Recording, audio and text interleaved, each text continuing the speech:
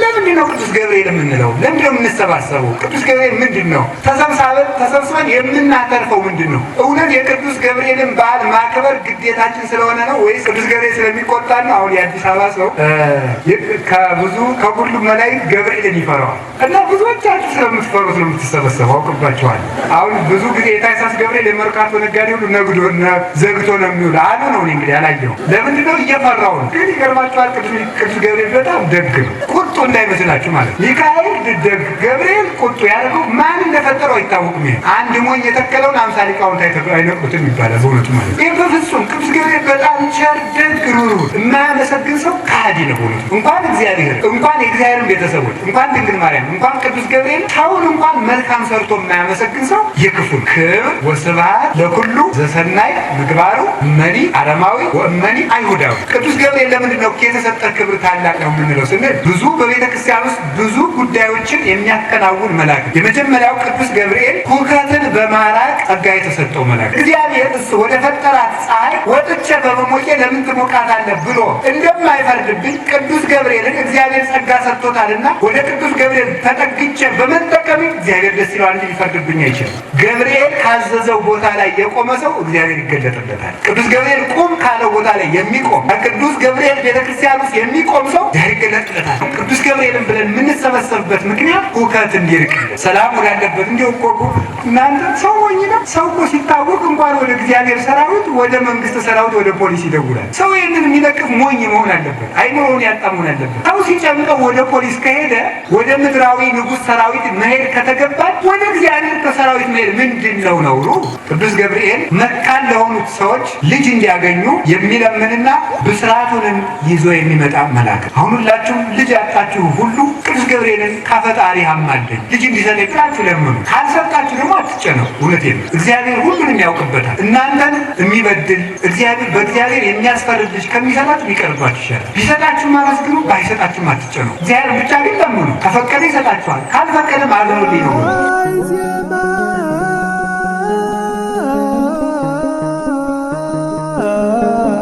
ምን ያደርግልኛል? አሁን ብንጸልይ ምንድን ነው? ስንጸልይ ሁለት መሰረታዊ ነገሮችን ነው የምናገኘው። እግዚአብሔር ባለመጸለያችን ተመልከቱ፣ ሊያመጣብን የነበረ መዓት በመጸለያችን ይርቅልናል።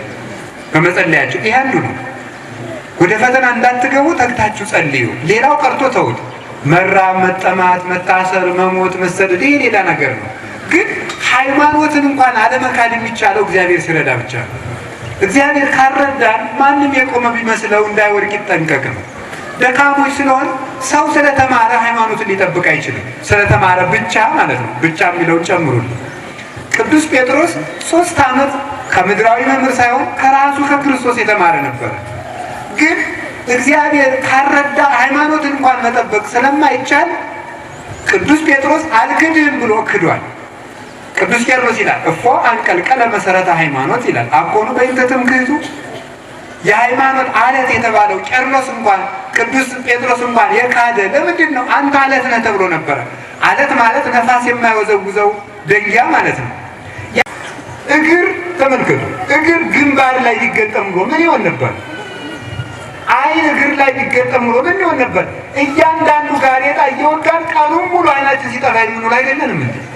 እግዚአብሔር በስርዓት ነው የሚያጋጥመው። ሁሉንም ስርዓት አለ። ያለ ቦታው የሚያስቀምጠው ሰው የለው።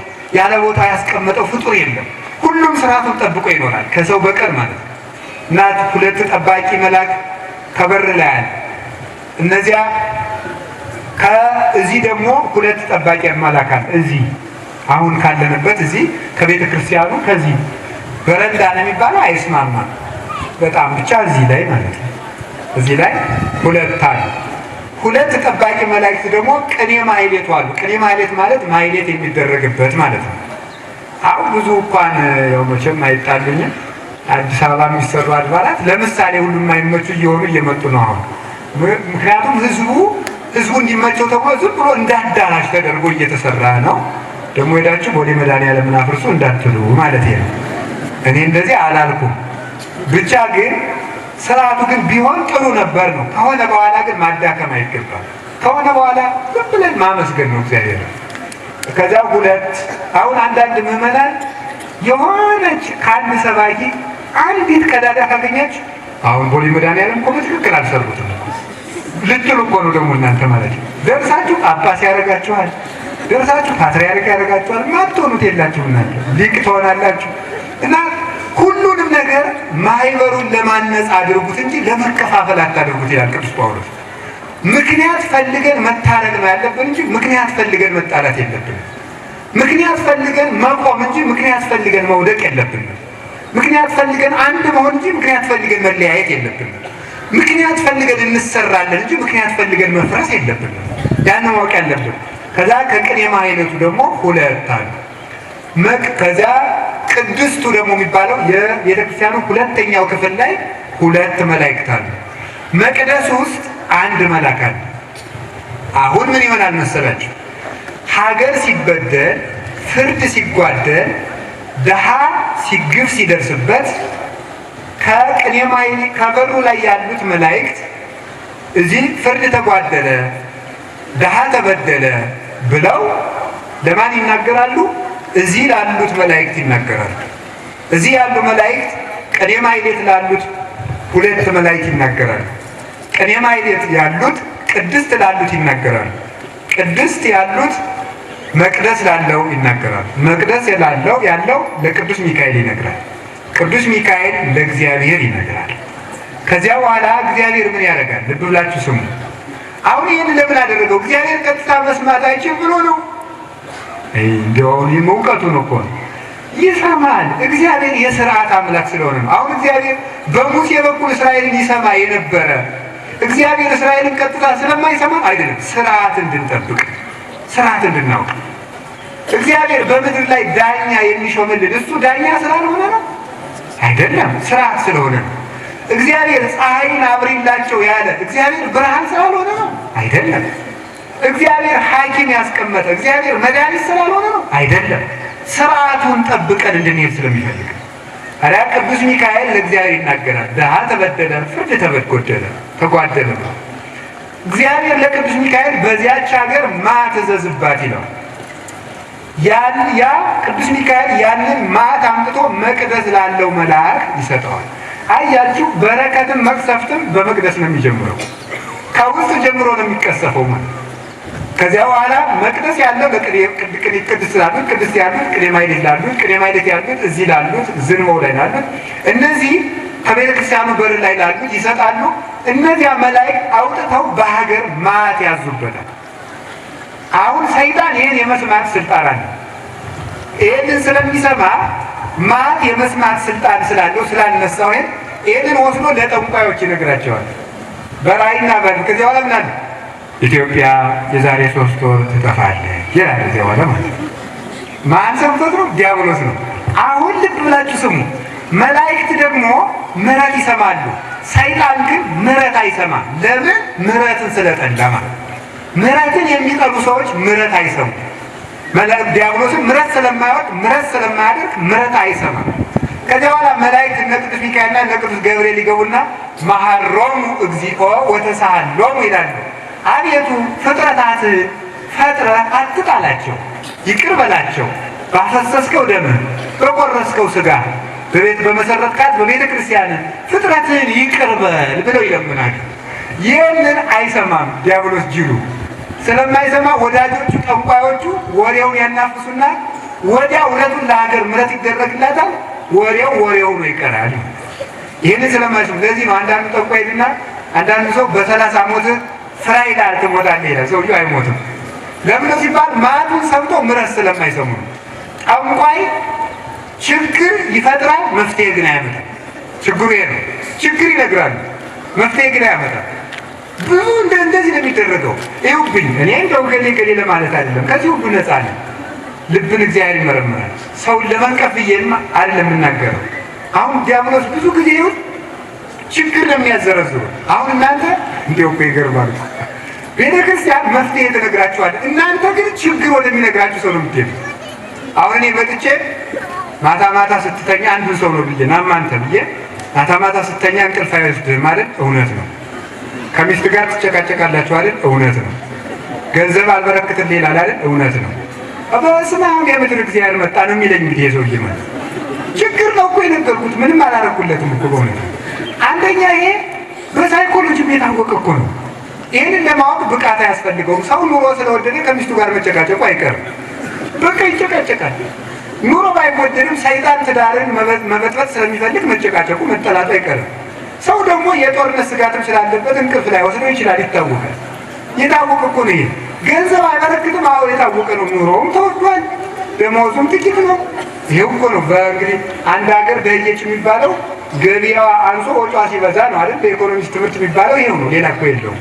ስለዚህ አሁን ወጪው በዝቶበት ሰው የሚያገኘው ካጣ ገንዘቡ እንደማይበረክት ይታወቃል። ደግሞ አስራት በኩራት የማያወጣ ይሄንን ያጠኑና እናንተ የሚሏቸዋል እንደዚህ አይደለም። አዎ እንደዚህ ችግሬን ሁሉ እኮ ነው የነገረኝ ይላል። የሞኝ ማለት ነው።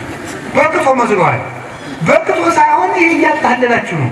መፍትሄ ጠንቋዮች ችግር ያውቃል። ደግሞ አንድ ነገር ንገራችሁ፣ ሰይጣን የልብን አያውቅም እንጂ የተደረገን ነገር ማወቅ ይችላል። ይህን ደግሞ እወቁ። ደግሞ ሰይጣን የተደረገ ነገር ማወቅ፣ ለምሳሌ እኔ የተወለድኩበትን ቦታ አልነግራችሁም።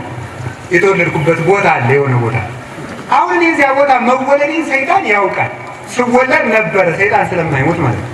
ስለዚህ ስለሚያውቅ እናቴ ማን እንደሚባሉም አባቴ ማን እንደሚባሉም ያውቃል። ስማቸው ሲጠራ ስለሚሰማ ማለት ነው። ነበረ፣ ሲወልዱኝም ነበረ። ስለዚህ አሁን አንድ ጠንቋይ መጥቶ አባ አቤት ስም ገብረ ኪዳን ይባላል። እውነት ነው፣ ያውቀዋል። አገር እንደዚህ ነው። አዎ ታውቀዋለህ። ዲያብሎስ ነበረ ስወለድ። ሰው በኔትወርክ እያወቀ ሰይጣን ለምን አያውቅም? አሁን በሳተላይት ዓለም አቀፍ የስለላ ድርጅቶች በሙሉ ምን ተነፍሰው ሙሉ ማወቅ እየቀራቸው አይደለም። አሊያ ሰይጣን ደግሞ ንገራቸው፣ ሰይጣን አንድ አይንን ጨፍኖ እስከሚገልጡት ድረስ ዓለምን ተሽከርክሮ መጨረስ ይችላል። ይሄ ፍጥነት አለው። ስለዚህ በዓለም ላይ የሚደረጉትን ነገሮች ያውቃል። ስለዚህ አሁን አንድ ሰው እንደዚህ የማደርገውን ነገር አሁን እኔ አዲስ አበባ ገጥመውኛል። አንድ ሴትዮ የበቁ ናቸው ተብሎ ታዋቲ ድብል ሰው እንዲ ያለ ከዛ እስቲ ላግኛቸው እያገኟቸው እናትዎት እገሌ ይባላሉ። እውነት ነው። አባትዎት እገሌ ይባላሉ። እውነት ነው። ከዚያ በጣም የሚያስቅ ነገር ልነግራቸው። መጨረሻ ላይ ምን አሉ? አይ እንደው ጥሩ ሰባኪ ነህ አሉ። እሺ እና እንዲሁ ቤተ ክህነት ውስጥ ዘመድ ስለሌለ ቅጥር እንዲያው አይቀጥሩትም፣ ምቀኛ ይበዛበታል ብሎኛል እግዚአብሔር አለ። ይህ ውሸታቸው ነው።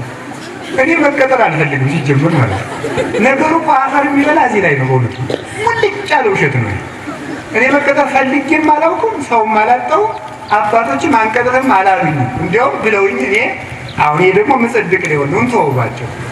ስለዚህ ባጭሩ እኔ የምላችሁ ምንድን ነው ይህንን እያጠር አሁን ምንድን ነው? አዎ በቃ ሰው እየተማረ ቤተክርስቲያን ብዙ አባቶችን ለመቅጠር ቦታው እየጠበበ ነው የሚባለው ስለሚያውቁ ነው የሚነገር።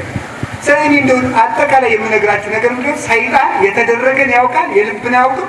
የተደረገ ነገር ሲነገራችሁ ሁሉ በድንገት አይገባም። ስለዚህ ቤተክርስቲያን ውስጥ ስንመጣ ለምን እንደምንመጣ ምን እንደሚደረግ ሁሉንም ነገር ጠንቅቆ ማወቅ ይገባል። የምናውቅበትን አይምሮ እግዚአብሔር ይስጠን። አሁን እንደዚህ ከሆነ አሁን ዛሬ ቅዱስ ገብርኤል ሆይ የተሰጠ ክብር ታላቅ ነው የሚለውን ትምህርት ያነሳሁት ለምንድን ነው? ለምንድን ነው ቅዱስ ገብርኤል የምንለው? ለምንድን ነው የምንሰባሰበው? ቅዱስ ገብርኤል ምንድን ነው? ተሰብስበን የምናተርፈው ምንድን ነው? እውነት የቅዱስ ገብርኤልን በዓል ማክበር ግዴታችን ስለሆነ ነው ወይስ ቅዱስ ገብርኤል ስለሚቆጣ ነው? አሁን የአዲስ አበባ ሰው ከሁሉም መላእክት ገብርኤልን ይፈራዋል እና ብዙዎቻችሁ ስለምትፈሩት ነው የምትሰበሰበው። አውቅባችኋል። አሁን ብዙ ጊዜ የታይሳስ ገብርኤል የመርካቶ ነጋዴ ሁሉ ነግዶ ዘግቶ ነው የሚውል አሉ ነው። እኔ እንግዲህ አላየሁም። ለምንድን ነው? እየፈራው ነው። ግን ይገርማችኋል፣ ቅዱስ ገብርኤል በጣም ደግ ነው። ቁጡ እንዳይመስላችሁ ማለት ነው። ሚካኤል ደግ፣ ገብርኤል ቁጡ ያደርገው ማን እንደፈጠረው አይታወቅም። ይሄ አንድ ሞኝ የተከለውን 50 ሊቃውንት አይነቁትም ይባላል። በእውነቱ ማለት ነው። ይህ በፍጹም ቅዱስ ገብርኤል በጣም ቸር፣ ደግ፣ ሩህሩህ። እንዲያውም ቁጣውን አውቃችሁ ከምትሰበሰቡ ደግነቱን አውቃችሁ ብትሰበሰቡ የምፈልገው ማለት ነው።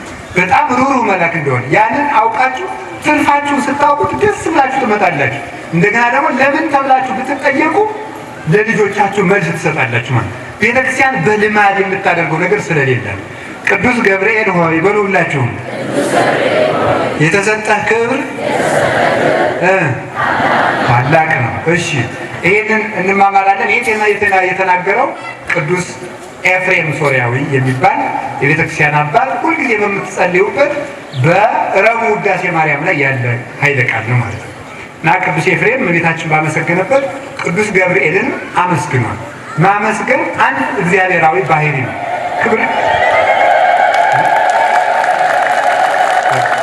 ከዚህ በኋላ ግን ሳልጨርስ እልል እንዳትሉ፣ ምክንያቱም ሰዓታችን ያልቅብናል ማለት ነው። ስለዚህ አሁን ወደ ትምህርታችን ስንሄድ በቤተ ክርስቲያን ክብር ሰው ራሱ መመስገን አለበት። ክብር የሚገባውን ማመስገን አለበት። እግዚአብሔር ሰውን እንድናመሰግን የማያመሰግን ሰው ከሃዲ ነው ሆኖት ማለት እንኳን እግዚአብሔር እንኳን የእግዚአብሔርን ቤተሰቦች እንኳን ድንግል ማርያም እንኳን ቅዱስ ገብርኤል ሰውን እንኳን መልካም ሰርቶ የማያመሰግን ሰው የክፉ ነው። ክብር ወስብሐት ለኩሉ ዘሰናይ ምግባሩ እመኒ አረማዊ ወእመኒ አይሁዳዊ። ሮሜ ምዕራፍ 2 ቁጥር 10 ላይ አረማዊም ቢሆን አይሁዳዊም ቢሆን መልካም ላደረገ ሁሉ ምስጋና ይገባዋል። መልካም ላደረገ ሁሉ ምስጋና ይገባዋል እና ሁላችሁ እግዚአብሔር ይስጥልኝ ማለትን መልመድ ይገባል። በእውነቱ ማለት ማመስገን ሰው ለሰራው ስራ ምስጋና ይፈልጋል። ያችን ሰርቶ ሲሰራ ወድስ ለሰው በዘይኮነ ድሎቱ ሰውን በማይገባውም ቢሆን እንኳን አመስግነው ይላል መጽሐፍ። ሰውን በማይገባውም እንኳን ቢሆን አመስግነው። በማይገባው ስታመሰግነው የሚገባው ይሆናል ማለት ነው።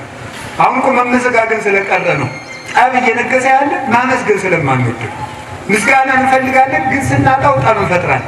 እኛ ምስጋና መፈለግ የለብንም እንጂ ሰዎችን ግን ምስጋና መስጠት ግን አለብን። ጌታችን መድኃኒታችን ኢየሱስ ክርስቶስ ሰዎችን ያመሰግናቸው ነበር አይደለም? ቅዱስ ጴጥሮስን ብዙ ነህ ብሎ ሌላ ቀን ሰይጣን ነው ይለዋል። ያመሰግነዋል፣ መልሶ ደግሞ ይነቅፈዋል። ሰው መመስገን ሲገባ ማመስገን እጅግ በጣም መልካም ነው። ቅዱስ ጳውሎስ እናንተ ቆሮንቶስ ሰዎች ለኔ እንኳ አክሊሌ ናችሁ ይላቸዋል። ዝቅ ብሎ ደግሞ እናንተ የምትሰሩትን ኃጢአት ደግሞ አሕዛብ እንኳን አይሰሩትም ይላቸዋል። ሰው ሲነቀፍም ተመስግኖ ነው። ስለዚህ ማመስገን ሰውን እንኳን ቅዱሳንን ሰውን እንኳን እንድናመሰግን እግዚአብሔር አዞናል። ያንን አብርሃምን ያመሰገነ እግዚአብሔርን ያመሰግናል። አብርሃምን የረገመ እግዚአብሔርን ይረግማል። ዋጋችንም ይኸው ነው። ስለዚህ አንድ ልናመሰግናቸው ከሚገቡ እግዚአብሔር ከፈጠራቸው ፍጥረታት አንዱ ቅዱስ ገብርኤል። ቅዱስ ገብርኤል ለምንድን ነው የተሰጠ ክብር ታላቅ ነው የምንለው ስንል ብዙ በቤተ ክርስቲያን ውስጥ ብዙ ጉዳዮችን የሚያከናውን መልአክ ነው። የመጀመሪያው ቅዱስ ገብርኤል ሁከትን በማራቅ ጸጋ የተሰጠው መልአክ ነው። ሁከትን በማራቅ አሁን ለዚህ ተመልከቱ መፍትሄ። አሁን እያንዳንዱን ነገር ድርሻውን ስናውቅ አይን እንደሚያይ ብቻ ከሰማ ካወቅን በአይናችን እናይበታለን ማለት። የቅዱሳን መላእክትንም ድርሻቸውን ስናውቅ የዚያን ድርሻ አውቀን እንለምናቸዋለን። እነዚያ ጉዳዮች ሲደርሱብን እነሱን እንጠራለን። ያንን ደግሞ እግዚአብሔር ይፈጽምልናል። ለምን? ጸጋውን የሰጣቸው እግዚአብሔር ስለሆነ። እግዚአብሔር ደግሞ ሰዎች ላይጠቀሙበት ለፍጥረት ጸጋ አይሰጥም። ፀሐይን ብርሃን ሲሰጣት ከብርሃኗ እንድንጠቀም ስለሆነ ለቅዱስ ገብርኤል ጸጋዎቹን ሲሰጥ ከቅዱስ ገብርኤል ጸጋ እንድንሰጥ ነው። እግዚአብሔር እሱ ወደ ፈጠራት ፀሐይ ወጥቼ በመሞቄ ለምን ትሞቃታለህ ብሎ እንደማይፈርድብኝ ቅዱስ ገብርኤልን እግዚአብሔር ጸጋ ሰጥቶታልና ወደ ቅዱስ ገብርኤል ተጠግቼ በመጠቀም እግዚአብሔር ደስ ይለዋል እንጂ ሊፈርድብኝ አይችልም። እግዚአብሔር ሰማይን በማመስገኔ ይህንን የጠራ ሰማይ የፈጠረ እግዚአብሔር ይመስገን እንድን ነው የሚያደርገኝ። አዲያ ቅዱስ ገብርኤል አንዱ ሁከትን የሚያርቅ ነው። ታውቁታላችሁ ታሪኩን፣ ግን የምታውቁትን አልደግሙ። ምን ማለት እንደሆነ ግን ልታውቁት ነው። ዲያብሎስ ጉባኤ ማፍረስ መበጥበጥ ያውቅበታል አይደለም? ክርክር በተነሳ ጊዜ መላእክት ማን ፈጠረን ባሉ ጊዜ ማን ፈጠረን እርስ በርሳችን ተፈጣጠር ማን አመጣን ብለው የዲያብሎስ ወገኖች ከሶስት ሲከፈሉ አንዳንዶቹ እኛ ፈጥረናል እንጂ አንተ አልፈጠርከንም፣ አንዳንዶቹ እርስ በርሳችን ተፈጣጥረናል ሲሉ፣ አንዳንዶቹ አሁን ፈጥረናል ሲሉ፣ የቀሩት መላእክት ጨርሰው ሊክዱ ሲሉ ወኃይድኦሙ መላከ ሰላም በቃሉ የሰላም መልአክ ቅዱስ ገብርኤል ለመላእክት ሁከት ጸጥታን የሰጣቸው መልአክ፣ አይዟችሁ በያለንበት እንቁም ብሎ እንኳን የሰዎችን ቅዱስ ገብርኤል የመላእክትን ሁከት የማራቅ ጸጋ ያለው መልአክ፣ የመላእክትን ከተማ ያረጋጋ ቅዱስ ገብርኤል ነው። ቤቱ ሁከት የደረሰበት ሀገር የታወከበት ሁሉ ቅዱስ ገብርኤልን ቢጠራ ሰላም ያገኛል። ወደ ሰላማው ኢየሱስ ክርስቶስ ያደርሰዋል። ቅዱስ ገብርኤል መላእክትን በያለንበት እንቁም አይዟችሁ ብሎ እንዲሁም አባቶቻችን ሲተረጉላ እንደ በጎ አርበኛ ድል የተነሳውን ሰራዊት በያለህበት እርጋ ብሎ እንደሚያዋጋው ሁሉ ቅዱስ ገብርኤልም የፈረሱትን የእግዚአብሔር ሰራዊት ሊፈርሱ የነበሩትን እንደገና ወደ ሰላም መልሶ ሁከት አላቀላቸው። ቅዱስ ገብርኤል በያለንበት እንቁም ብሎ መላእክትን በያሉበት ሲያቆማቸው እግዚአብሔር ለመላእክት ተገለጠላቸው። ገብርኤል ካዘዘው ቦታ ላይ የቆመ ሰው እግዚአብሔር ይገለጥለታል። ቅዱስ ገብርኤል ቁም ካለው ቦታ ላይ የሚቆም ከቅዱስ ገብርኤል ቤተክርስቲያን ውስጥ የሚቆም ሰው እግዚአብሔር ይገለጥለታል። ኋላ እግዚአብሔር የብርሃን ጎርፍ ለመላእክት አጎረፈላቸው። ሲያጎርፍላቸው ዲያብሎስ እሱም ርኩስ ሆኖ ታያቸው። ጽኑ ሆኖ ጸሊም ሆኖ ጨለማ ሆኖ ጠቁሮ ከርፍቶ ረክሶ ጎስቁሎ ታያቸው። ብሩህ እግዚአብሔር ነግሰ እግዚአብሔር ተመልከቱ፣ ስብሐቲሁ ለብሰ እግዚአብሔር ነገሰ ክብሩንም ለበሰ ተብሎ ዘይአጸፍ ብርሃናተ የሚለው ብርሃን ተጎናጽፎ የሚኖር እግዚአብሔር ተገለጠላቸው። ያ ጊዜ ያ የብርሃን ጎርፍ ሰላምን ሰጣቸው፣ ለመላእክት ሁሉ ልብስ ሆናቸው። ቅዱስ ገብርኤል የሚለውን መስማት ከእግዚአብሔር ብርሃንና የብርሃን ጎርፍን ያሰጣል። እግዚአብሔር ለጨለመባት ኢትዮጵያ ቅዱስ ገብርኤልን ሰምታ የእግዚአብሔር ብርሃን እንዲበራላት ቅዱስ ፈቃዱ ይሁንልን። ቆይ እልልታማ ቆይታው እንጂ ቆዩ። ምክንያቱም እንዲያውም ያለ ቦታው እልል ማለት ማደናገር ነው አትበሉ። አሁን ይህን እልልታ ለምዳችሁ መከራው ነው በእውነቱ። ሳይገባችሁ ሲገባችሁ እልል እያላችሁ ኋላ ደግሞ ትቀላላችሁ።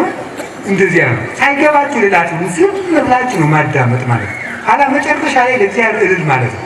አይሻልም? አዎ እንደሱ ነው ማለት ነው። ዝም ብሎ እንደዚህ ነው እና የሆነ ጊዜ እልል ብሎ አላማው ከመቆጣት ያይሻላል። ሰዓትም ይቆጥባል። ወደ ትምህርታችን እንሂድ። ብፁዕ አቡነ እንድርያስ አንድ ጊዜ እያስተማሩ እዚህ ሊያስተምሩ ሲሉ ዝናብ ጣለ አሉ እና ሰው ነው የነገረኝ፣ አልነበርኩም። ዝናቡ ሲጥል እሳቸው ቆመው በስመ አብ ሲሉ ህዝቡ ወደ ልል አለ።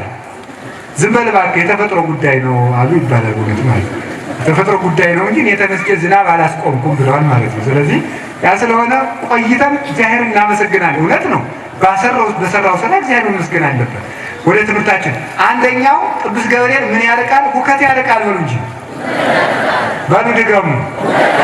ምን ያርቃል? ምን ያርቃል?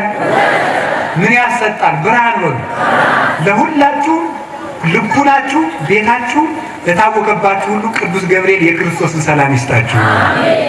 አንዱ ይሄ ነው። ቅዱስ ገብርኤልን ብለን የምንሰበሰብበት ምክንያት ሁከት እንዲርቅልን፣ ሰላም ወዳለበት። እንዲሁ እኮ እናንተ ሰው ሞኝ ነው። ሰው እኮ ሲታወቅ እንኳን ወደ እግዚአብሔር ሰራዊት፣ ወደ መንግስት ሰራዊት፣ ወደ ፖሊስ ይደውላል። ሰው ይህንን የሚለቅፍ ሞኝ መሆን አለበት። አይምሮውን ያጣ መሆን አለበት። ሰው ሲጨንቀው ወደ ፖሊስ ከሄደ፣ ወደ ምድራዊ ንጉሥ ሰራዊት መሄድ ከተገባል፣ ወደ እግዚአብሔር ከሰራዊት መሄድ ምንድን ነው ነውሩ? ምንም ነውር የለውም። እግዚአብሔር ለጥበቃ የፈጠራቸው ናቸውና። ሁለተኛ ከቃሉ ጋር ናችሁ። ቅዱስ ገብርኤል በእባብና በዘንዶ በጊንጥ ላይ የሚያዝ መልአክ ነው። መጽሐፈ ሄኖክ ምዕራፍ 6 ከቁጥር 7 ላይ አለ።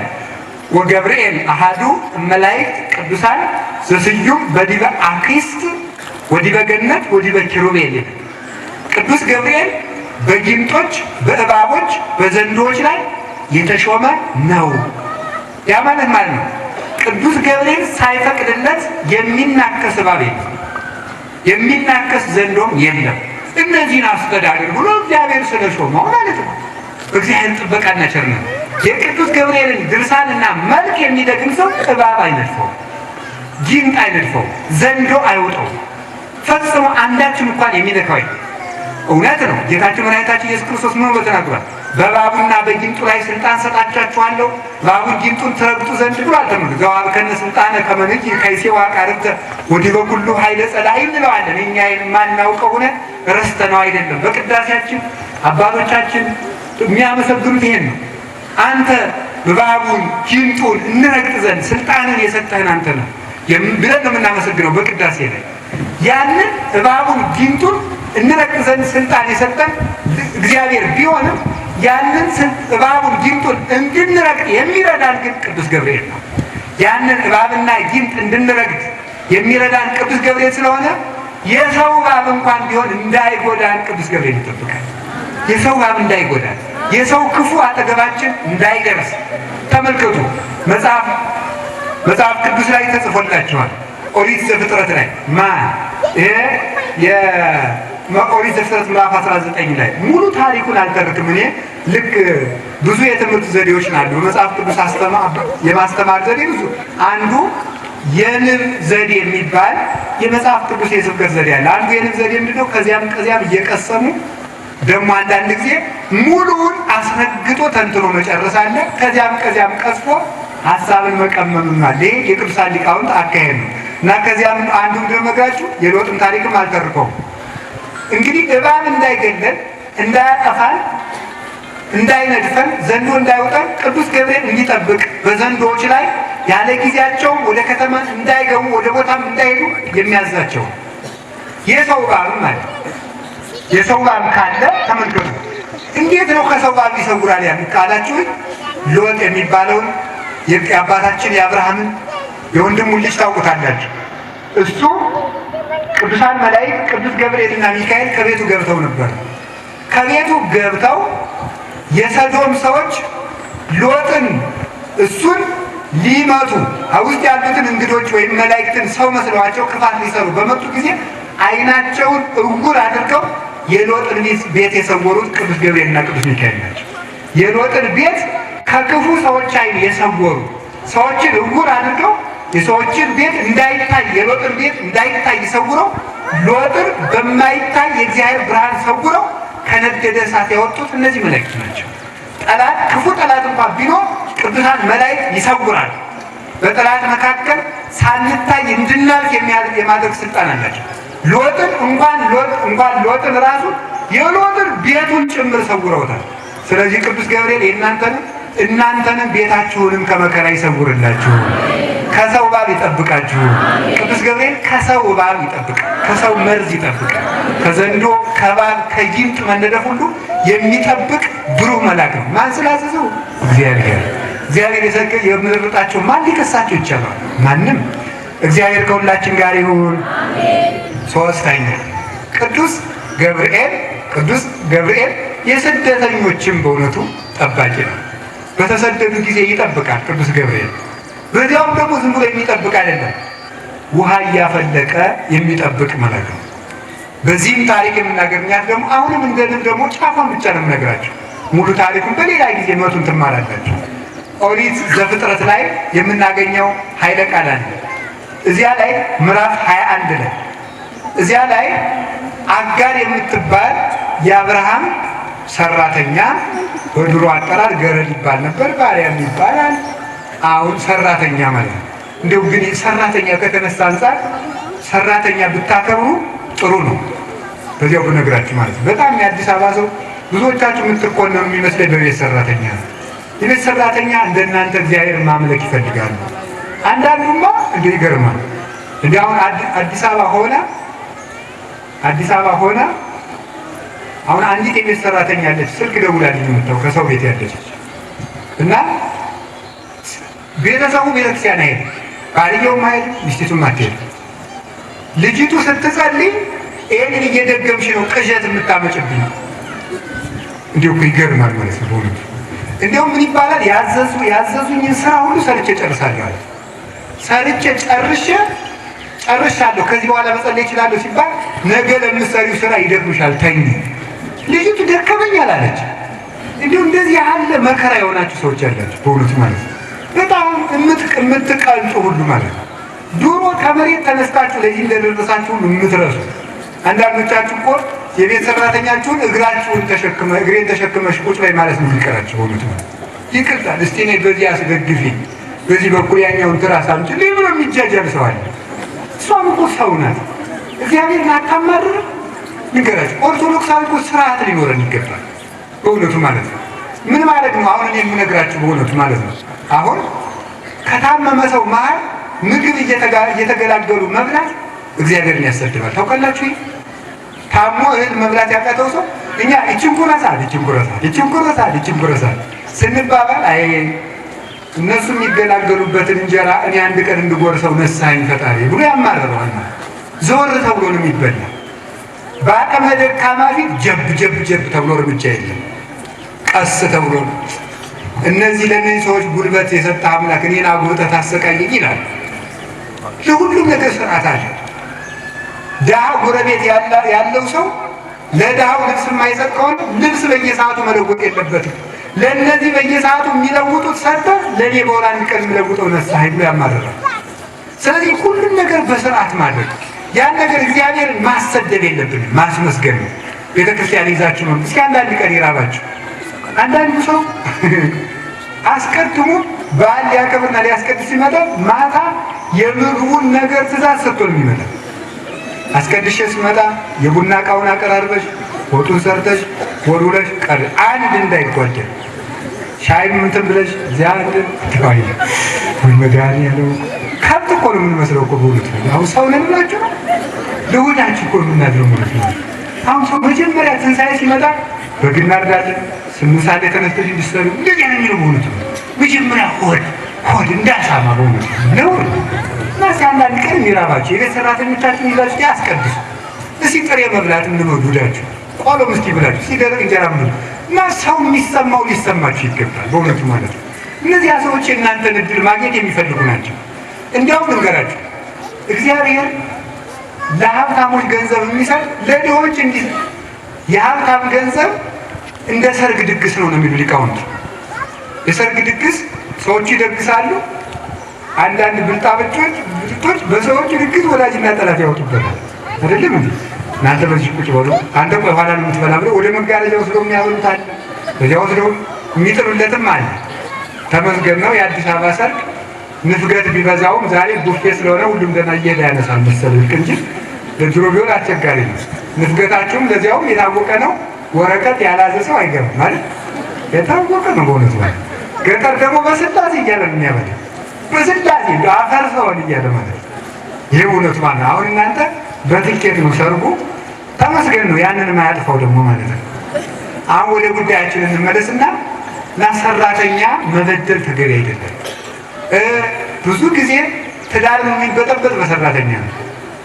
ሴቶችም አንዳንድ ጊዜ እንደው በዚህ ትታማላችሁ አሉ ነው እንግዲህ ትታማላችሁ። ብዙ ጊዜ ሴቶች ሰራተኛ አትወዱም አሉ ነው እንግዲህ ማለት ሰውየው ኧረ ይህች ልጅ እባክሽ ትረፍ ካለ እሷ ናት ሚስት እኔ ትራ ይላል። አንዳችሁ ይህችን ግዛለት ካለ ምንድን ነው ምን አሰብክላት እንዴ ትላላችሁ የምትሉ በእውነት እህቶቻችሁ አይደሉም? እናንተ ከሰው ቤት ብትሆኑ ኑሮ የሚሰማችሁ ታውቃላችሁ። በእውነቱ ማለት እንደ ሰው እንድታስቡና ስለ ያው እግዚአብሔር ብላችሁ እኔ ሰራተኞቻችሁን እንደ ልጆቻችሁ እንድታዩ ነው የምፈልገው። በእውነቱ ማለት አትበድሉ። የእግዚአብሔር ፍጡራን ናቸው። ባሪያውና በአምሳሉ የፈጠራቸው ናቸው። አተው ነው እንጂ እንደናንተ ደግሰው መብላት አጊጠው ቤተክርስቲያን መሳም ይፈልጉ ነበር። ይህንን እንድታስቡ ነው። አላችሁ የላችሁም? እግዚአብሔር ከሁላችን ጋራ ይሁን እና አጋር አጋር የማናት? የአብርሃም ሰራተኛ ናት። ሚስቱ ሳራ ናት። እናታችን ሳራ የወንጌል ምሳሌ ናት። አጋርም በአቅሟ የኦሪት ምሳሌ ናት። ስለዚህ አጋር ሳራ ልጅ መውለድ በተሳናት ጊዜ መካን ስትሆን ከሰራተኛ የወለድ አለችው። አብርሃም ደግ ነው ይሻል ተወለደ። ደግሞ አንዳንዱ ሰው ደግሞ ሲያገኝ ይበጠብጣል። ደግሞ አገር በሶስት ነገር ትታመሳለች ይላል። ጅል ሴት ባል ያገኘች ዕለት። እናንተ ጅል ሴት አይደላችሁ፣ ጅሊቱን ነው ያልኩኝ እኔ ማለት ነው። ጅል ሴት ባል ያገኘች ዕለት፣ ባለጌ የተሾመ ዕለት፣ ጅል ሰው ገንዘብ ያገኘ ዕለት አገር ይታመሳል።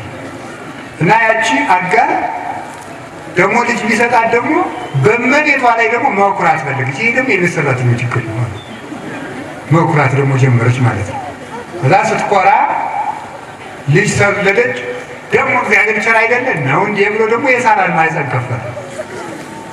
ሳራ ደግሞ ልጅ ወለደች። የሁላችንም ችግር በየዘርፉ ያስወግዳል እግዚአብሔር። ይስሐቅ ኋላ ደግሞ እናታችን ሳራ ደግሞ ተቆጣች። አይ የኔ ልጅ ከባሪያይቱ ልጅ ጋር አይጫወትም አለች። ደግሞ ወዲያ ተወሰደልኝ እግዚአብሔር በእኔና በአንተ መካከል ይፍረድ አለችው። አብርሃም ወደ እግዚአብሔር አመለከተ። ሲያመለክት እግዚአብሔር ምን አለ? ሳራ የምትልህን ስማ አለ። ምንም ቢሆን ባል መስማት ያለበት ሚስቱን ነው ከሰራተኛ ይልቅ። ያ ማለት ደግሞ ሴቶቹ ሰራተኞቻቸውን እንዳውሬ ግረፏቸው ማለት አይደለም። ምንም ቢሆን ግን ባል መስማት ያለበት ሚስቱን ነውና ሳራን ስማት። ምስጢሩ ግን ሳራ ወንጌል ናት። ወንጌልን ስማት ማለት ነው። የወንጌልን መስዋዕት ፈጽም ማለት ነው ትርጉሙ። ከዚያ በኋላ ምን ላድርጋት? አስወጣታል። አጋርን አባታችን አብርሃም ውሃ በአቅማዳ ጭኖ ሰጣትና ሸኛት፣ ወደ ምድረ በዳ ለቀቃት። ምን ትሆናለች አለው አብርሃም። እግዚአብሔርም እኔ መግባታለሁ፣ ልጇንም አበዛዋለሁ፣ አንተ ያንተን ትዳር እንጠብቅ፣ እሷን አስወጣታል።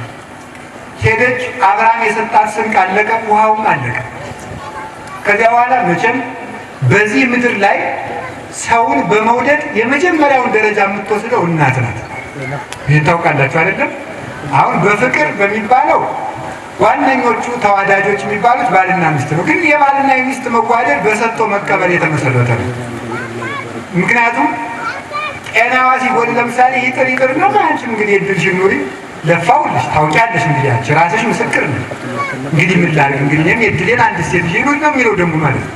ሴቷም እንደዚያው ማለት መቼም የማትሰለች ሳይሰጧት የምትሰጥ እናት ናት። አሪያ እናት ስለሆነች ተመልከቱ። አላችሁ የላችሁ? እግዚአብሔር ከሁላችን ጋር ይሁን። እና ምን አደረገች መሰላችሁ? አይ እሷም ውሃ ጠምቶታል። ልጄ ውሃ ጠምቶት በውሃ ጥም ከምሞት ቢያንስ እንኳን ሳላየው ይሙት ብላ አስቀምጠው ወደዚያ ሸሸች። እንዳታጠባው ምግብ የላትም፣ ጡት የለም። ከዚያ በኋላ ደግሞ ውሃ እንዳታጠጣው ውሃ የለም። ልጇን ራቅ አድርጋ ስታለቅስ ከዚያ በኋላ ወፀዋ መልአከ እግዚአብሔርም ሰማይ፣ የእግዚአብሔርን መልአክ ከወደ ሰማይ ጠራት። ጠርቶም አጋር ሂጂና ልጅሽን አንሺው አለ። ሂጂ ልጅሽን አንሺው አለ። ልጇን ስታነሳው ዓይኗ ተከፈተ። ቅዱስ ገብርኤልን የውሃ ምንጭ አሳያት። አሁን በሉ ጥሩ ነው ለቅዱስ ገብርኤል በሉ። በኋላ ለቅዱስ ገብርኤል ሲያሳያት ውሃ አሳያት። ልጇንም ከሞት ጠበቀላት፣ ውሃም አሳያት። አብርሃም የሰጣት ከረጢት የሚያልቅ ነበረ። ቅዱስ ገብርኤል የሰጣት ምንጭ ግን የማያልቅ ነበር። ያ ውሃ መድኃኔዓለም ነው። ቅዱስ ገብርኤል ያሳያት የውሃ መላእክት የሚያሳዩን የሕይወት ውሃ መድኃኒታችን ኢየሱስ ክርስቶስ ነው። አጋር ይዛው የተሰደደቻት ኦሪት ያቺ የተቃጠለች አቅማዳ በአብርሃም ቃል ኪዳን ትመራ የነበረችው ምድራዊ በረከት ትሰጥ የነበረችው የኦሪት በረከት ናት። ያቺ ደግሞ አለፈች። ቅዱስ ገብርኤል ያሳያት የማያልቀው ውሃ ግን ጌታችን ኢየሱስ ክርስቶስ በሐዲስ ኪዳን የሰጠን በረከት ነው። አጋር ይዛው ትሰደድ የነበረችው ውሃ እኛ ራሳችን ጥረን ግረን አመጣነው የምንለው የእኛ የሆነ ነገር ሁሉ ነው። ቅዱስ ገብርኤል ግን ያሳያት ውሃ እግዚአብሔር የሚሰጠን በረከት ነው። ስለዚህ ቅዱስ ገብርኤል ሲጠራት ዓይኗ ተከፈተ። ቅዱስ ገብርኤል የጠራቸው ልጆች ሁሉ ዓይናቸው ይከፈታል። እግዚአብሔር ገብርኤል የሚባለው ለዚህ ነው። በእውነት ማለት ነው። ግን የሚገርም ብሩህ አእምሮን የሚሰጥ የዓይንን መጋረጃ የሚገፍ ስደተኛን የሚጠብቅ ልጆችን ጠብቆ የሚያሳድግ እስማኤልን አይባልም እንጂ ዝም ልበል ሁሉም ቢናገሩት ሆድ ባዶ ይቀራል። እስማኤልን እንዳይሞት የጠበቀው ቅዱስ ገብርኤል ነው። ዛሬ ግን የእስማኤል ልጆች ቅዱስ ገብርኤልን ይወዱት አይወዱት አላውቅም፣ አውቃለሁ። ከቃሉ ጋር ናችሁ። እግዚአብሔር ከሁላችን ጋር ይሁን። ስለዚህ ሁላችሁንም የጠማችሁን ውሃ ቅዱስ ገብርኤል ያሳያችሁ፣ ከክርስቶስ ያደርሳችሁ። ቅዱስ ገብርኤል ማለት የተጠሙ ነፍሳትን ተንከባክቦ ከክርስቶስ የሕይወታችን ውሃ ከሆነው ከክርስቶስ የሚያደርስ መድኃኒታችን ኢየሱስ ክርስቶስ ምን አለ?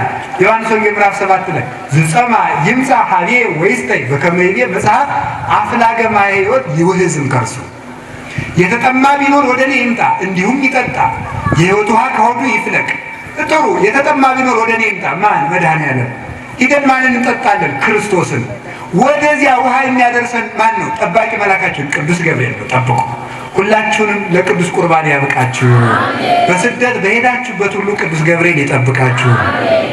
ስንተኛ ነው ስለ ቅዱስ ገብርኤል ያልኳችሁ? ሶስተኛ። አራተኛ ቅዱስ ገብርኤል ገነት በሚያገባው መልአክ ላይ የተሾመ ነው። ማንም ሰው ገነት ሲገባ ቅዱስ ገብርኤል ያውቃል። የቅዱስ ሚካኤልን ደግሞ የቅዱስ ሚካኤል ትነግራቸዋል አይሻልም? አሁን ዛሬ ቅዱስ ገብርኤል ነው የምንማር ማለት ነው። የቅዱስ ሚካኤል ደግሞ ራሱ አለ። ሩህሩህ ነው። ቅጠል እንኳን ያለ ጊዜው እንዳይበጠስ ለቅጠል እንኳን የሚጸልይ መልአክ ነው ቅዱስ ሚካኤል። ስለዚህ ደግሞ እሱን የዚህ ያለ ትማሩታላችሁ። እኔ ብቻ አይደለም፣ ቤተክርስቲያን ማህፀኗ ለምለም ነው። ከኔ ትልትሻሉ ሊቃውንት አሏት ያስተምሯቸዋል። አሁን ገነት ሲገባ ጠባቂ መላእክት አሉ ኪሩቤል። እነዚያ መላእክት ገነትን ሲከፍቱ ሲዘጉ ሁሉ ቅዱስ ገብርኤል ያውቃል። መላእክት ሳይከፍቱ እግዚአብሔር ቢያዝም መላእክት ሳይከፍቱ የሚገባ ነው። መላእክትን ማክበር ደግሞ የእግዚአብሔርን ትእዛዝ ማክበር ነው። ልክ የአንድን ንጉሥ ጠባቂ መድፈር ንጉሱን መድፈር እንደሆነ ወይም የንጉሱን ሰራዊት መድፈር ንጉሱን መድፈር እንደሆነ ወይም የንጉሱን አጥር መድፈር ንጉሱን መድፈር እንደሆነ መላእክትን መድፈር እግዚአብሔርን መድፈር ነው። ስለዚህ መላእክት ገነትን ይጠብቃሉ። ገነት የሚጠብቀውን መልአክም የሚያዘው የሚያሰማራው ሊቀ መላእክት ቅዱስ ገብርኤል ነው። ማን ይለናል? ታላቁ ሄኖክ በመጽሐፋችን ላይ ያለው ማለት ነው። ይሄን ሄኖክን ደግሞ ሌሎቹ መጽሐፉን ባይቀበሉትም የሄኖክ የአዳም 7ኛ ትውልድ እንደሆነ መጽሐፉ የተጠቀሰለት በአዲስ ኪዳን ሐዋርያው ይሁዳ ጠቅሶ ያስተማረለት ታላቅ አባት ነው። ሌሎቹ ሁሉ አሁን ሳይቀበሉት ኖሮ እኛ ኢትዮጵያውያን እግዚአብሔር ይመስገን አንመጻደቅበትም እንጂ ኢትዮጵያ ይዛው የተገኘችው የሄኖክ መጽሐፍ በአርኪኦሎጂ ቁፋሮ ተገኝቶ ከተገኘው በሙት ባህር አካባቢ ተቆፍሮ ከተገኘው ጥቅል መጽሐፍ ጋር ሲታይ የኢትዮጵያው ሄኖክ ትክክለኛው ቅጅ ሆኖ ተገኝቷል። አሁን ዛሬም ካቶሊኮች እንዴት ብለው ነው የጠረጡት? የኢትዮጵያ ሄኖክ ብለው ነው የጠረጡት። ራሱ ሄኖክን ራሱ ማለት ሲያውቁት። ስለዚህ እንዲህ አድርገን ጠብቀን ያቆየነው የቅዱስ ሄኖክ መጽሐፍ እንደሚነግረን ምንድነው? ቅዱስ ገብርኤል ገነት በሚያገባው መልአክም ሹም ነው። ሁላችሁም ገነት እንድትገቡ እግዚአብሔር ያብቃችሁ። ስንተኛችን ነው? አምስተኛ ቅዱስ ገብርኤል መካን ለሆኑት ሰዎች ልጅ እንዲያገኙ የሚለምንና ብስራቱንም ይዞ የሚመጣ መልአክ ነው። አሁን ሁላችሁም ልጅ ያጣችሁ ሁሉ ቅዱስ ገብርኤልን ከፈጣሪ አማልደኝ ልጅ እንዲሰጠኝ ብላችሁ ለምኑ። ካልሰጣችሁ ደግሞ አትጨነቁ። እውነቴን ነው። እግዚአብሔር ሁሉንም ያውቅበታል። እናንተን የሚበድል በእግዚአብሔር የሚያስፈርድ ልጅ ከሚሰጣችሁ ቢቀርባችሁ ይሻላል። ቢሰጣችሁ ማመስግኑ፣ ባይሰጣችሁ አትጨነቁ። እግዚአብሔር ብቻ ግን ለምኑ። ከፈቀደ ይሰጣችኋል፣ ካልፈቀደም አዝኖልኝ ነው ብሎ እናቶቻችን እንዲህ ነበር። የአቡነ ተክለ ሃይማኖትና ጌታ ኢየሱስ ክርስቶስ አንተን የሚጠቅም ልጅ ካልሆነ ስጠኝ፣ ካልሆነ ማኅፀኔን ዝጋው ነው ያለችው ማለት ነው። የሚጠቅም ልጅ ከሆነ ይሰጣችኋል እግዚአብሔር። ስለዚህ ቅዱስ ገብርኤል ግን ምናልባት ሊሰጠን የሚገባ ሆኖ በእኛ ኃጢአት ምክንያት ቀርቶብን ከሆነ ቅዱስ ገብርኤል ይከፍትልናል። ያን በኃጢአታችን የዘጋ ነው ነበር። ስለዚህ ምን አደረገ? በመጽሐፈ መሳፍንት ምዕራፍ 13 ላይ እንደምንመለከተው ማኑሄ የሚባል ሰው ልጅ አጥቶ ሲኖር መልአኩ ቅዱስ ገብርኤል መጥቶ ልጅ ላጣቸው እናቶቻችን ደስታቸው ልጅ ነው፣ ታውቃላችሁ አይደለም? ልጅ ስለሆነ መጥቶ ከባሏ ይልቅ ያበሰራት ለእሷ ነው። መጀመሪያ የልጅ ፍቅር በእናት ይጸናልና ማለት ነው። ይሄ ይታወቃል። አይታወቅም? ይታወቃል። መታወቁን ንገረኝ ካላችሁ አሁን ልጅ ቢታመም ሕፃን ልጅ ከሆነ በእግሩ ማሄድ ገና የሚታቀፉ ልጅ ከሆነ እናት ከደረቷ አቅፋ ነው ስታለቅፍ እንጂ አባት ግን ጭንቀት ስለማይችል በውስቲ እንዲያበሉት አይዟችሁ ብሎ ወደዚያ ተንቀሳቅሽልም ጭንቀት አይችልም ወንድ ልጅ ማለት ነው። አይሆንለትም። ስለዚህ ደስታውንም የነገራት ለማን ነው? ለሚስቱ ነው፣ ለሶምሶን እናት። ሲኋላ ናዝራዊ ልጅ ትወልዳላችሁ፣ የወይን ጠጅ እንዳትጠጡ፣ መልካም ትወልዳላችሁ፣ ኃያል ሰው ነው ብሎ አበሰራቸው። ኋላ እሷ ሄዳ ለባሏ ነገራት። ኧረ ያንን ሰው ባወቅኩት ማን ነው አላት። እንደገና መልሶ በጋራ ተገለጠላቸው።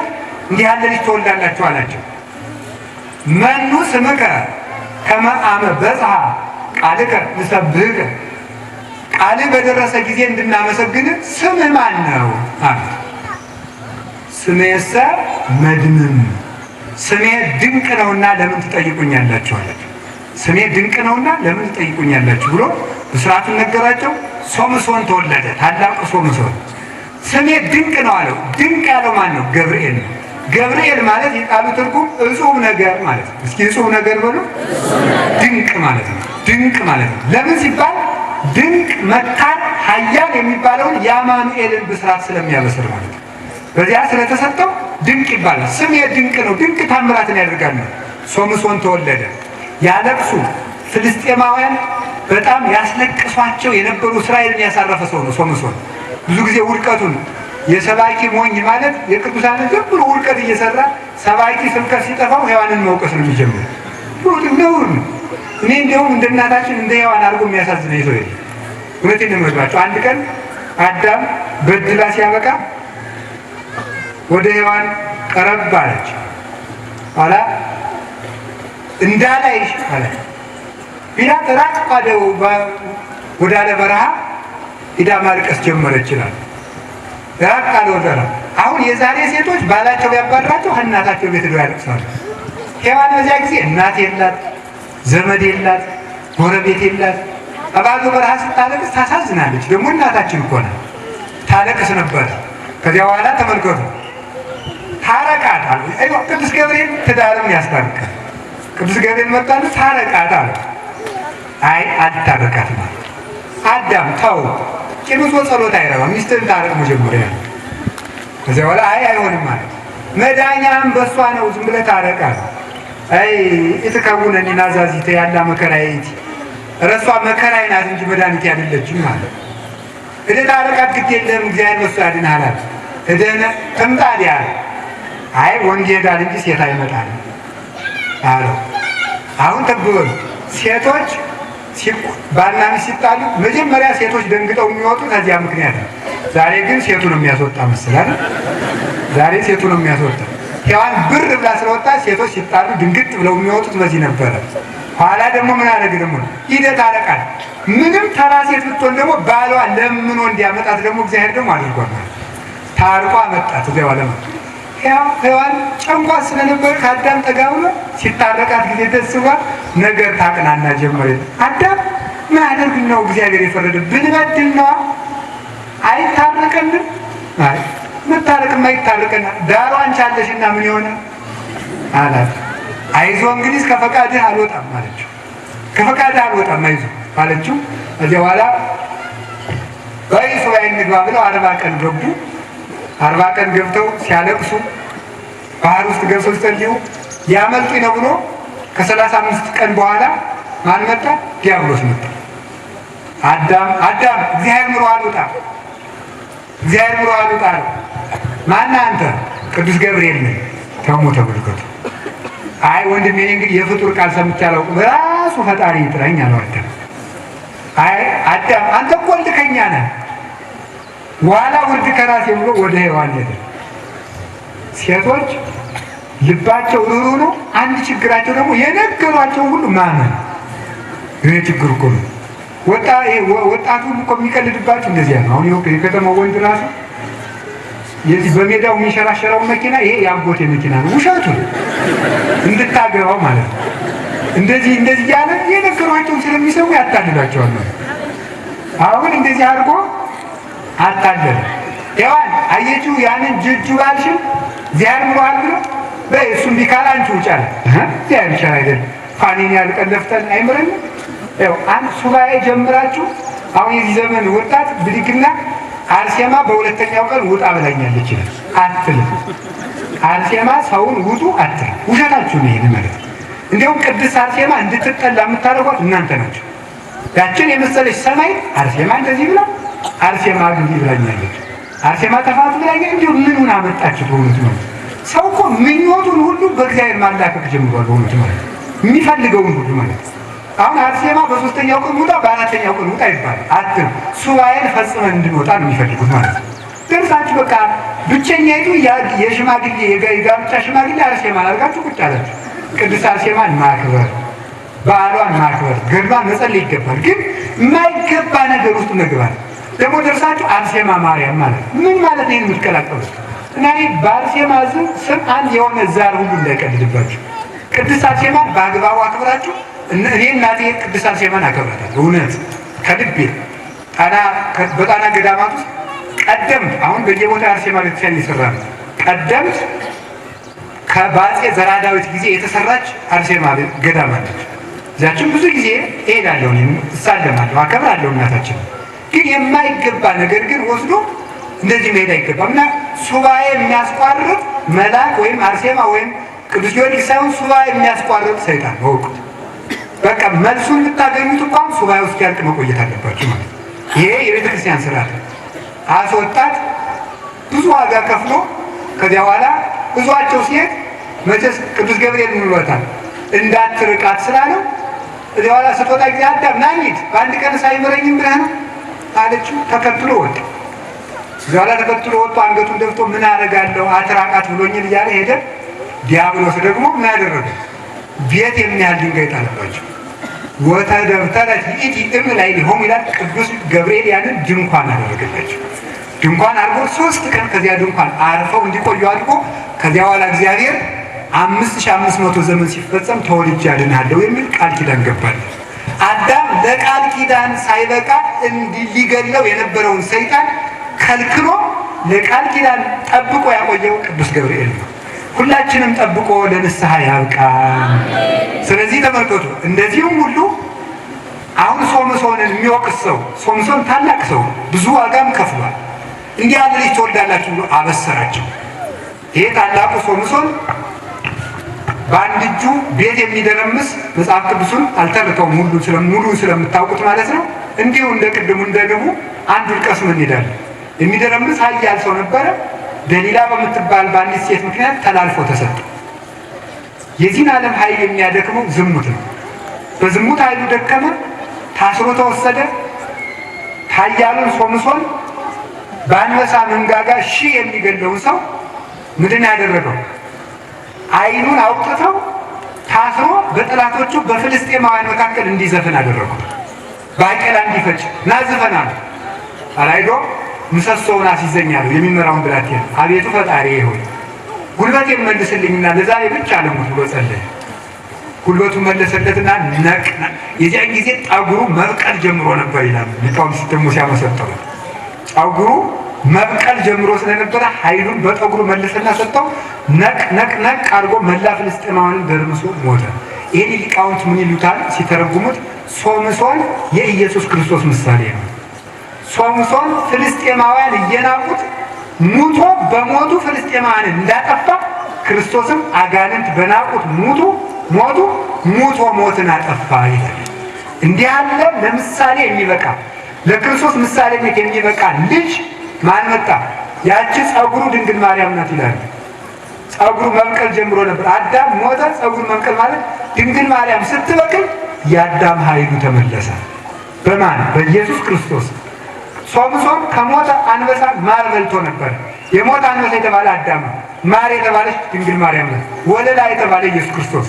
ጣዕሙ ከመዓዛው ከማሩ የሚገኘው ጣዕም ኢየሱስ ክርስቶስ ነው። ኢየሱስ ክርስቶስ ጡመ ስም ለዘይጼም የሚባል በዚህ መሰረት ስለዚህ ሶምሶንን የሚባል የኢየሱስ ክርስቶስ ምሳሌ የሚሆን እስራኤልን ከመከራ ያሳረፈ ታላቅ መስፍን እንዲወልዱ ማኅፀናቸውን የፈታ ሐዘናቸውን የሻረ ቅዱስ ገብርኤል ነውና ለእኛም ኢትዮጵያንን የምናርፍበትን ጊዜ ያምጣልን። ለሁላችሁም ሐዘናችሁን ይሻርላችሁ። ከቃሉ ጋር ናችሁ? እግዚአብሔር ከሁላችን ጋር ይሁን። የመጨረሻ እየጨረስን ነው። ቅዱስ ገብርኤል ሲፈይ ሁላችሁም ቅዱስ ገብርኤል ሆይ በሉ። የተሰጠ ክብር ምንድን ነው? ታላቅ ነው። ቅዱስ ገብርኤል ሌላስ ምን ክብር ተሰጥቶታል ካላችሁኝ?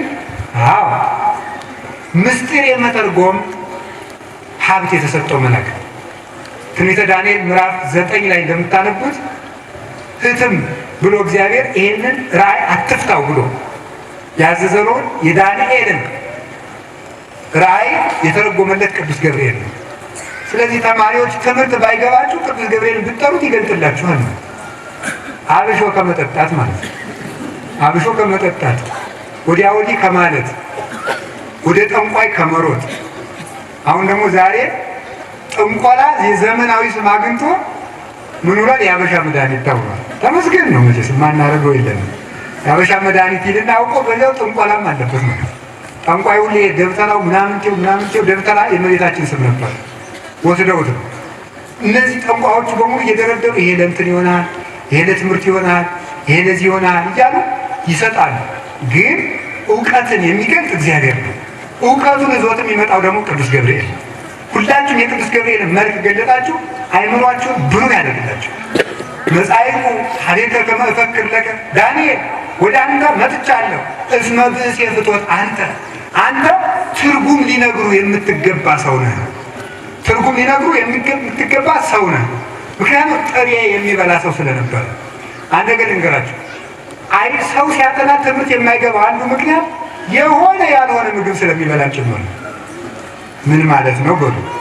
የሆነ ያልሆነ ማለት ማጠራቀም ማለት ነው። ታውቃላችሁ? ማጠራቀም በሉ በሉ እንጂ አሁን እናንተ ሞኝ ናችሁ መሰለኝ። ለምን በሉ? አሁን የተመጣጠነ ምግብ ተብላችሁ ተምራችኋል በባዮሎጂ ማለት ነው። እና የተመጣጠነ ምግብ ማለት አንድ ቀን ሽሮ አንድ ቀን ክክ ነው እንጂ ክኩንም ሽሮውንም ሁሉን አቅርቦ አንድ ቀን ማግበስበስ ማለት አይደለም። ይህ ሁሉ እኮ አይገባንም በእውነት ነው። ይሄ ደግሞ ምን ያደርጋል? እሙግ መብል የሐምግ ልብ የደፈረሰ ምግብ ልብ ያደፈርሳል። አሁን ሰው ይሄ ዝም ብሎ ያንንም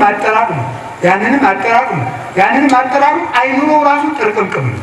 ምንም አጥንቱ አይገባው፣ ተምሮ አይገባው፣ ተነግሮ አይሰማው። አሁን እርግጠኛ አይደለሁም። ዛሬ የተማራችሁበትን ርዕስ ብትጠየቁ ሁሉ የሚጠፋችሁ ሰዎች ነው ያላችሁ። ምክንያቱም አይሰማም። ሰው ዝም ብሎ ደስ ብሎት ብቻ ይሄዳል። እግዚአብሔር የሚባለውን አይሰማም። እና አይምሮን ለመክፈት ወደ ዳንኤል ቅዱስ ገብርኤል የሄደ ጥሬ ይበላ ስለነበር እና እውቀት የሚከለክሉ ምግቦች አሉ። ምን ማለት ነው? ማጠራቀም ነው። ጤፍ ጥሩ ነው፣ ስንዴ ጥሩ ነው አላልኩም። ሀሳብ ምንድን ነው? ሁሉንም ማጠራቀም አይገባም። ያለችውን ነገር መጥኖ አንዷን ለአንድ ቀን መብላት አላችሁ። አሁን ስለዚህ ነው እኮ ነው ጳጳሳት ይላል ፍትሐ ነገሥቱ። ጳጳሳት የሕዝብ ብሶት ሲሰሙ ፍርድ አጥርተው ማየት እንዲችሉ መጽሐፍ ሲመለከቱ አይምሯቸው ብሩህ እንዲሆን ጥሬ እየቆረጠሙ ማር ይጠጡ ይላል። አሁን ማር እውቀት እንዲከፍት በመጽሐፍ ተጽፏል። ስለዚህ ጥሬ የሚበሉ ሰዎች ምን ያደርጋሉ?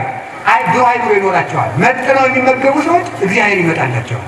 ስለዚህ ጥሬ ለሚቆረጥመው ዳንኤል ሰውነቱን መጥኖ ስለሚኖር ቅዱስ ገብርኤል መጣ። አሁንም ጾማችሁ ጸልያችሁ ብትጸልዩ የታተመውን ራእይ የተዘጋባችሁን ምስጢር ሁሉ ቅዱስ ገብርኤል ይከፍትላችኋል። ቅዱስ ገብርኤል ይሄንን ጥበብ ለሁላችንን ይግለጥልን። አሁን ሁላችሁም አሁን የእንትን ለልጁ አሉ የከተማ ሰው አይምሮ እንዲከፍት ተብሎ ምንድን ነው የሚባለው? የወይራ ዘይትና ደግሞ ምናሳ ነው የሚባላሉ ያበላል እውቀት እንዲገልጥልን እና እነዚያ ልጆች አሁን በአንዳንድ ሰሞን አሉ በየሚዲያው መጥተው ይሄ ልጅ የሚገርማችሁ የ7 ዓመት ልጅ ነው የ9 ዓመት ልጅ ነው ግን ፊዚክስ ያውቃል ይባላል። እዚህ በኋላ ታይተው ነው የሚጠፉ። ታይተው ሁሉም ነው የሚሉት እንደ ጸከምቱ ማለት ነው። መጀመሪያ ይታይ ብለው የሚጠፉ ነው የሚሆኑ። የሚቆይ እውቀት የሚያገኙት ከእግዚአብሔር የተገኘ እውቀት ያላቸው ሰዎች ናቸው። ስለዚህ አቁርባቸው ልጆቻችሁ፣ ቁርባን አትከልክሏቸው። ቤተክርስቲያን ስትመጡ ልጆቻችሁን አዝላችሁ ኑ። ምክንያቱም ልባቸው ንጹሕ የሆኑ ብፁዓን ናቸው እግዚአብሔርን ያዩታል ተብሎ ስለተጻፈ ሕፃናት እኛ የማናየውን እግዚአብሔርን ቅዳሴ ላይ ያያል። በጣም በሚያስደንቅ ሁኔታ እግዚአብሔርን ያያል። ስለዚህ ጠብቃችሁ ልጆቻችሁን አምጥታችሁ እዚህ አስባ